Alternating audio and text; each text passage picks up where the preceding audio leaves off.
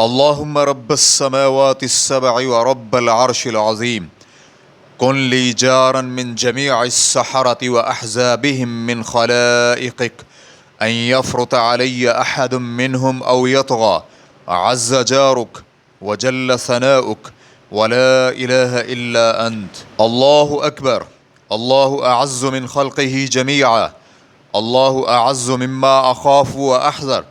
أعوذ بالله الذي لا إله إلا هو الممسك السماوات السبع أن يقعن على الأرض إلا بإذنه، من شر عبادك السحرة وجنودهم وأتباعهم وأشياعهم من الجن والإنس.